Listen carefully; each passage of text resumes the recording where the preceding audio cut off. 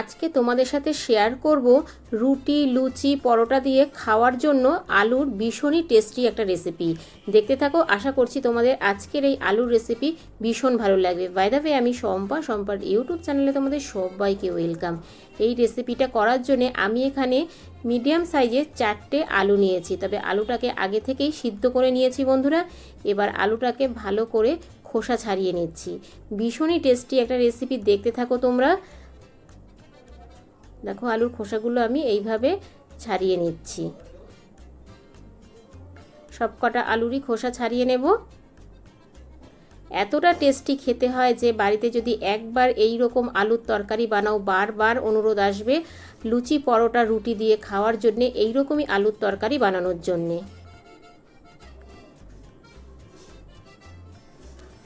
সবটা আলুর খোসা কিন্তু আমি ছাড়িয়ে নিলাম বন্ধুরা। এবার আমি আলুটাকে দেখো এইভাবে ভেঙে নিচ্ছি, যেন একটু গোটা গোটা থাকে আলুটা, সেইভাবে ভাঙতে হবে। সবটা আলু আমি এইভাবে ভেঙে নিলাম। এবার আমি আলুটাকে সাইড করে রেখে দেব। এবার আমি একটা মিক্সির বাটি নিয়ে নিয়েছি, তার মধ্যে দিয়ে দিলাম 4 টুকরো আদা, দিয়ে দিলাম 3টে কাঁচা লঙ্কা, আর দিয়ে দিচ্ছি একটা মিডিয়াম সাইজের টমেটো কুচি, আর দিয়ে দিলাম 8 থেকে 10টা বাদাম, আর দিয়ে দিচ্ছি 1 চামচ সাদা তিল আর 1 চামচ পোস্ত। এটা কিন্তু একদমই স্পেশাল মশলা বন্ধুরা। এবার দিয়ে দিলাম পরিমাণ মতো জল দিয়ে এবার আমি পেস্টটা রেডি করে নিচ্ছি। ফিরে আসছি বন্ধুরা পেস্টটা করে। দেখো কত সুন্দর একটা স্মুথ পেস্ট তৈরি হয়েছে। এবার পেস্টটাকে আমি সাইড করে রেখে দিচ্ছি। এদিকে গ্যাসে কড়াই বসিয়ে দিয়েছি, কড়াইতে দিয়ে দিচ্ছি পরিমাণ মতো সাদা তেল। চাইলে তোমরা এটা সর্ষের তেলেও করতে পারো, তবে খুব বেশি তেলের প্রয়োজন নেই বন্ধুরা। আমি এখানে 3 চামচের মতো তেল দিয়েছি।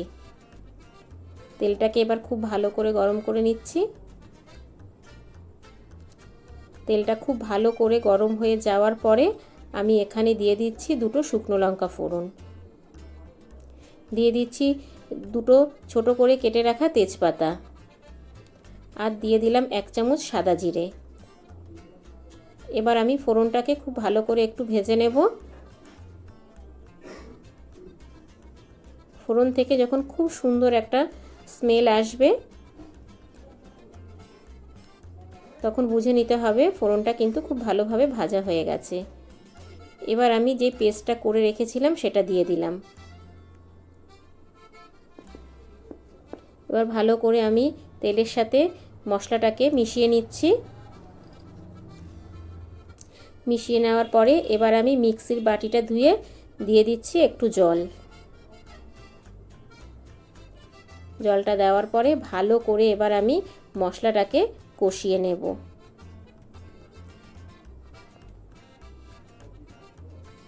তবে মশলাটা কিন্তু লো টু মিডিয়ামে কষাবে বন্ধুরা।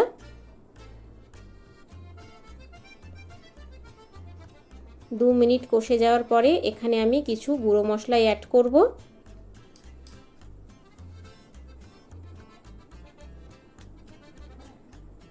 দিয়ে দিলাম পরিমাণ মতো লবণ, দিয়ে দিচ্ছি 1 চামচ হলুদ গুঁড়ো, 1 চামচ জিরের গুঁড়ো, 1 চামচ ধনের গুঁড়ো, আর দিচ্ছি 1 চামচ কাশ্মীরি লাল লঙ্কার গুঁড়ো। যেহেতু আমি কাঁচা লঙ্কা দিয়েছি তাই কালারের জন্য আমি কাশ্মীরি লঙ্কার গুঁড়োটা দিলাম। তোমরা যদি বেশি ঝাল খেতে চাও তাহলে এখানে ঝাল লঙ্কার গুঁড়ো অ্যাড করতে পারো। এবার ভালোভাবে মশলাটা আমি কষিয়ে নেব। মশলাটা যত ভালোভাবে কষবে রান্নার টেস্ট কিন্তু ততটাই বেড়ে যাবে।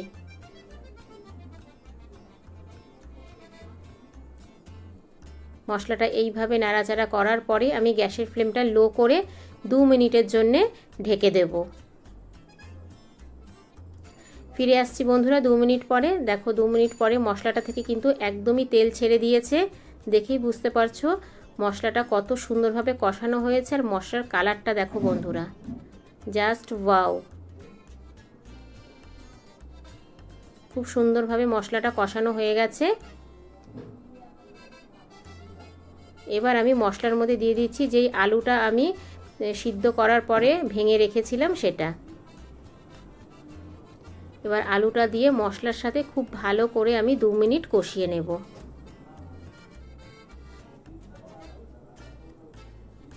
খুব ভালো করে আলুটা কষিয়ে নিতে হবে। এতটা টেস্টি হয় খেতে বন্ধুরা, লুচি, রুটি, পরোটার সাথে একবার হলেও এই রেসিপিটা ট্রাই করবে আর আমার কমেন্ট বক্সে জানিয়ে যাবে কেমন হয়েছে।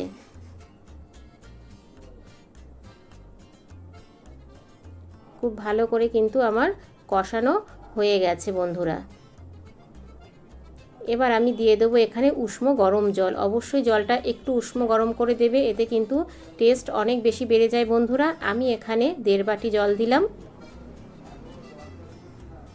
তোমরা যে যেমন ঝোল খাবে সেই বুঝে জল দেবে। এবার ভালো করে আমি একটু নাড়ি চাড়িয়ে নিলাম।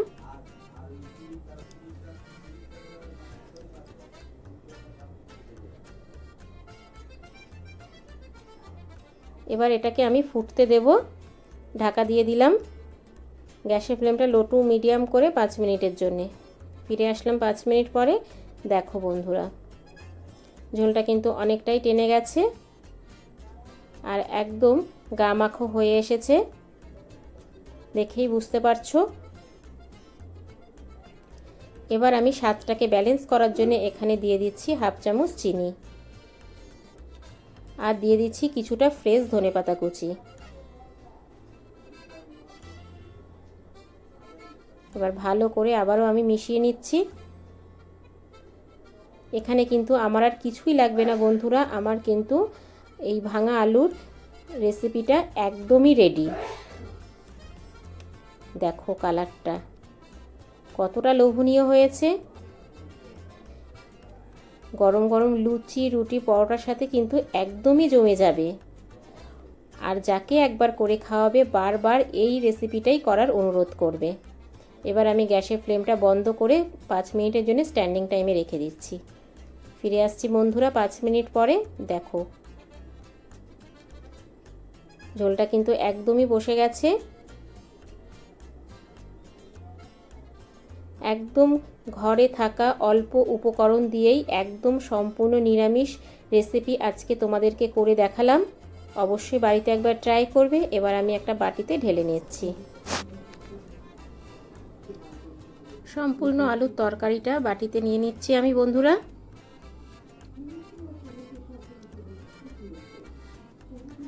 নিরামিষের দিনকে এইরকম যদি একটা আলুর তরকারি হয় তাহলে কিন্তু লুচি, রুটি, পরোটার সাথে একদমই জমে যাবে। তা বন্ধুরা, কেমন লাগলো আমার আজকের এই আলুর তরকারি রেসিপি? ছোট্ট একটা মিষ্টি কমেন্ট করে জানিও, কারণ তোমাদের ছোট্ট ছোট্ট কমেন্টস আমাকে ভিডিও করতে অনেক বেশি উৎসাহ দেয়। বাই দ্য ওয়ে, এতক্ষণ দেখছিলে শম্পার ইউটিউব চ্যানেল। আবার দেখা হচ্ছে তোমাদের সাথে নেক্সট কোনো নতুন রেসিপিতে। ততক্ষণের জন্য টাটা, বাই বাই। সবাই ভালো থেকো, সুস্থ থেকো। আর আমার চ্যানেলে কেউ যদি নতুন ভিজিট করে থাকো, আমার চ্যানেলটাকে সাবস্ক্রাইব করে পাশে থাকার বেল আইকনটা অল করে দিও। যখনই আমি নিত্য নতুন ভিডিও আপলোড দেব তোমাদের কাছে পৌঁছে যাবে। Thank you for my video watching.